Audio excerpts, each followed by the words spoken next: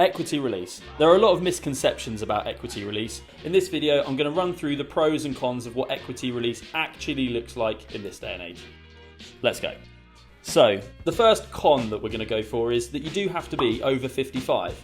Now, that might be a con for some, but the pro that goes with that is you can actually be anything over 55. In fact, the older you are, the better for equity release.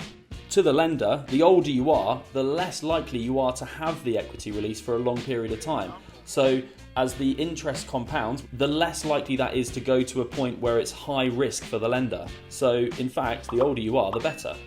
Now, another con is compound interest. Now, it doesn't necessarily have to compound because you can make payments, but if you don't want to make a payment and repay the loan that you take on the property, that interest does get added on and interest does get charged on the interest. So if you don't pay anything, it can stack up pretty quickly.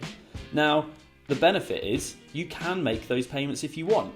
The choice is yours, and it actually makes it really flexible. If you don't want to make any payments, then don't. But you know that there is compound interest happening in the background. If you do, you can treat it like an interest-only mortgage so that the equity release doesn't actually increase over time at all.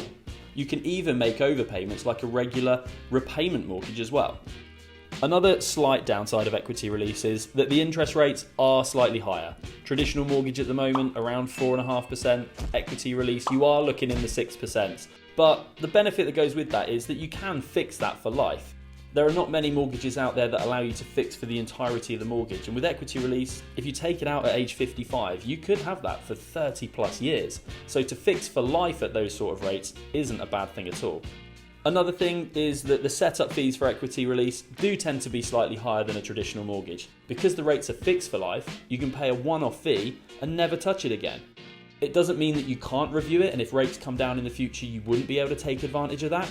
But it does mean if rates do start coming up in the future, you've made the right decision and you fixed for life early. So you're going to be on that rate until that mortgage ends. Now let's add a couple more into the pro category. Years ago, when equity release first came to the market, there was that worry that you could go into negative equity. That would mean that the loan you've taken on the house grows, so it's actually higher than the house value itself. So if you were ever to sell the property, you'd still owe the bank money even with the full value of the house. Now, with the Equity Release Council regulating everything more closely, you can't. Equity release products now do not let you go into negative equity.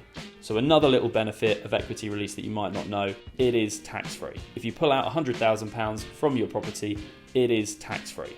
The last couple of pros for equity release are that there are no affordability assessments with this and also no credit scoring. Unlike traditional mortgages, these are normally huge factors, but for equity release, they don't get factored in at all. Hopefully this clears things up for you and you can decide whether equity release is right for you. But make sure you speak to an advisor, as everyone's circumstances are different and no one's going to receive the same advice. There are plenty of other details involved with mortgages which we'll be covering off in future videos, so make sure you follow the page for more mortgage content.